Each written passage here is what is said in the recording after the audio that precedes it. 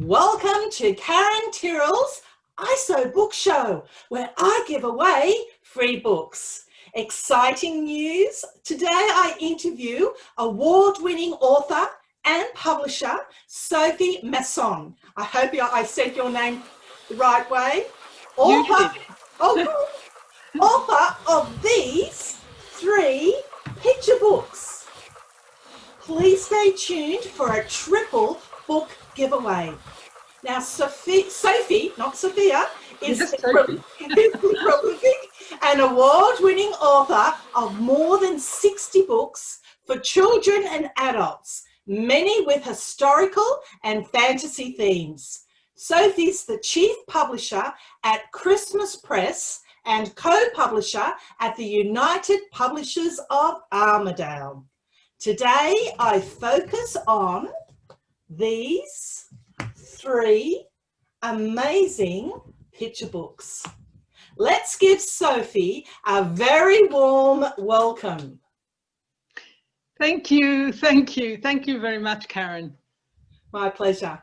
Sophie, may I please ask you about your 3 very different picture books published by Little Pink Dog Books? Okay. I love the environmental message in A House of Mud. Why will children love it too? Well, I think children will love it because it's very much a story of a family. It's very much centered on the children themselves and their family. It's about a family experience. It's about building a house, a mud brick house. It's about building a house that comes right out of the land that, we built ourselves. Based on a real experience that we built our own house ourselves. You can see some of it behind me there. With our own hands, it's all built by hand. There was no machines basically.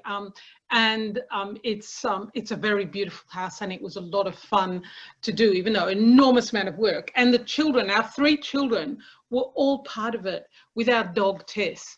And so it's very much an experience that really puts the children at the center of it, and the fun that they had playing around in the mud and being allowed to, and also, being with Tess and what they did in order to be actually really, really a part of it. So it's actually a book that has very much an environmental message, but it's quite subtle. So yes.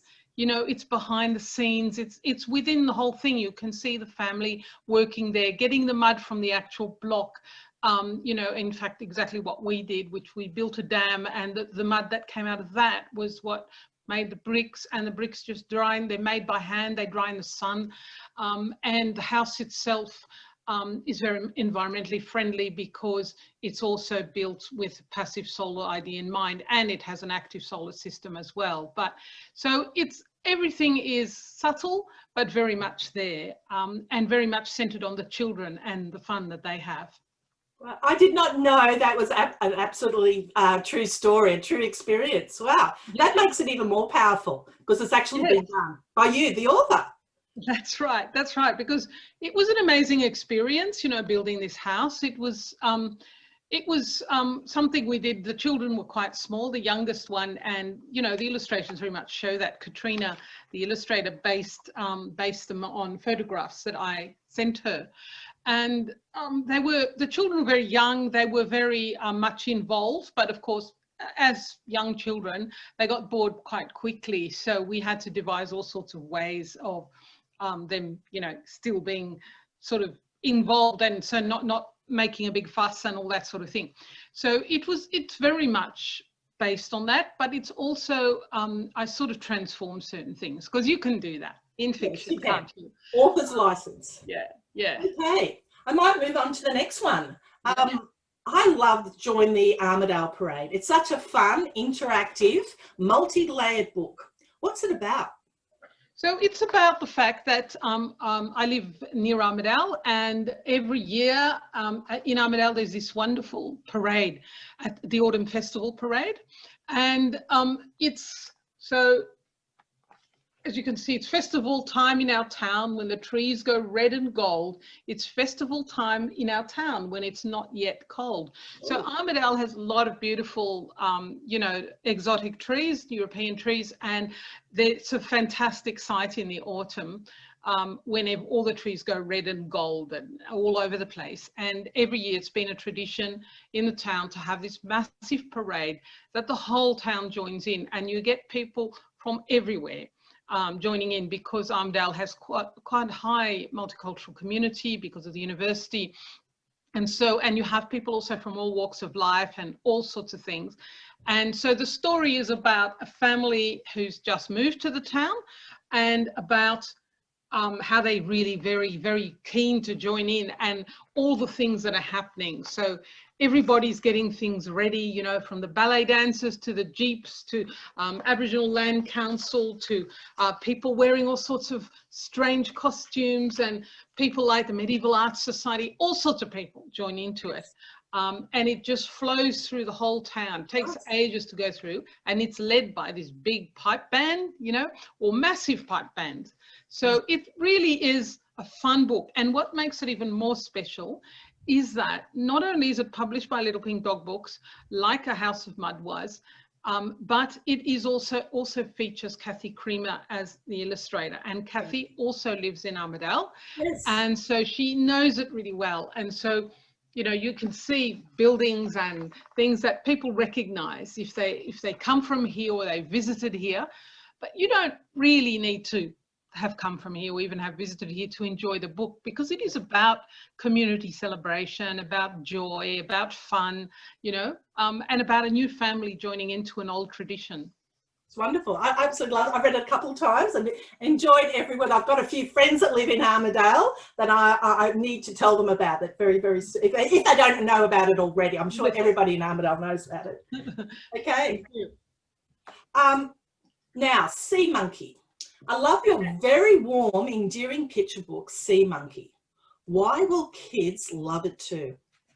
Well, Sea Monkey is very much about the fun and the mayhem of a toddler's day. And so he wakes up and he's got his favorite toy, who's Monkey. And Monkey happens to be very naughty. Monkey gets into all sorts of mischief. And, you know, Monkey jumps where he's not supposed to go. And he ends up, oops, Monkey's about to jump very high. See, Monkey dive. Wow, Monkey, that's good, isn't it? But oops, what happens? So it's a book that's very much about toddler mayhem, toddler day, the fun things that they get up to, and the monkey, who is so naughty, isn't he?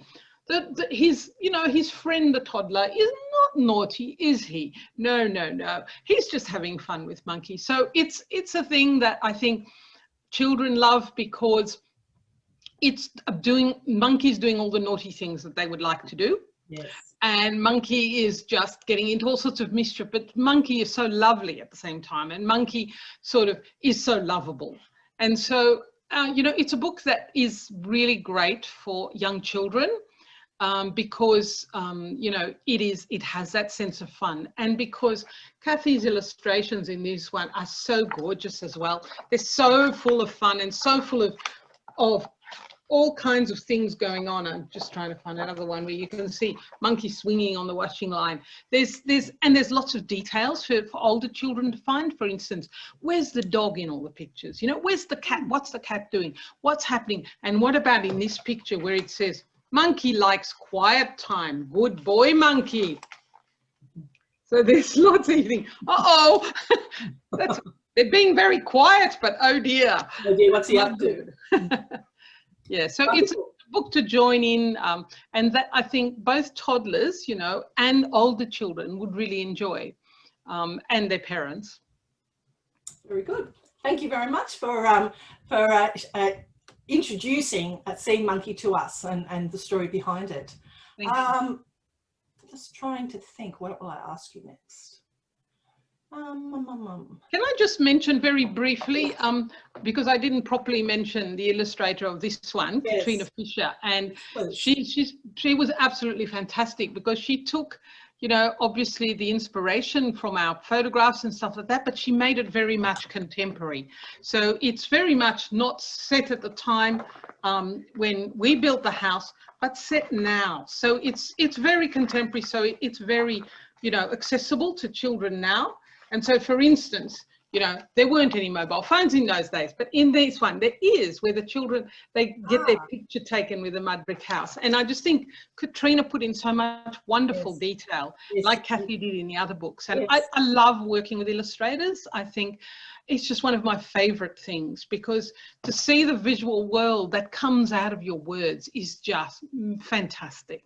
It is. And be working with such talented illustrators. You must. Absolutely, absolutely. Yeah. Okay, Sophie, congratulations. We're going to change the pace now. Congratulations on your very own publishing imprint, Christmas Press. Please tell me about it. Well, Christmas Press started 7 years ago, and with a couple of local artists from Armidale, Fiona MacDonald and David Allen, who are fantastic illustrators, both of them, and Fiona's also a writer. So we decided that we'd start a little publishing house, and the reason we decided was because there was a book that we wanted to do, which publishers had been sent to publishers. It was my words and David's illustrations, and publishers said, this is fantastic, but it's probably not commercial enough for us. And so we thought, okay. And a lot of people said they loved it, but it wouldn't work for them. And so we decided, well, why don't we have a go? You know, it's become much, much easier to publish books. It's become much, much easier to become a publisher, mainly because in the children's book world, you know, there is so much scope for different types of books, but also because printing costs have come down enormously. And that's because, you know, so much printing now is digital. So you can just send the file to the printer and it gets done. It doesn't cost as much as it used to. And there's all sorts of ways that you can use the internet to market and promote and so on. So we thought, well, let's have a go. And so we started a crowdfunding campaign, and for that book, because we didn't want to sort of risk other people's work on something that might or might not work. And the crowdfunding campaign was to help us pay for the printing costs. And because David and I donated our time and our words and pictures, you know, for this initial book. And it did really well, and we got back 2/3 of the cost of the printing, and the first print run, which was only 500 copies, sold out in 6 weeks, you know. And booksellers love the look of it, you know. And so we thought, well, okay, this is great. And then we had authors and illustrators approach us, and in fact, quite established, you know, well-known people saying, look, I've got something that I don't think any of my other publishers will look at because it's not, you know, commercial enough. It's not this and that. Something that I've wanted to do. So we had Kate Forsyth, Ursula de Basarsky, Duncan Bull, people like that approach us. And at the time we were concentrating on traditional tales, retold traditional tales by well-known authors and illustrated by emerging illustrators. That's how it started. But soon we started to branch out into other things. And so the very first thing we branched out in was Christmas anthologies. Now, about to ask you a question on that. Yes, yeah, because we're called Christmas Press. People say, why are you called Christmas Press? But the reason is not because we wanted to necessarily just to publish books about Christmas, although we're very happy to, and we have published quite a few anthologies, but because we all remembered getting these beautiful books at Christmas.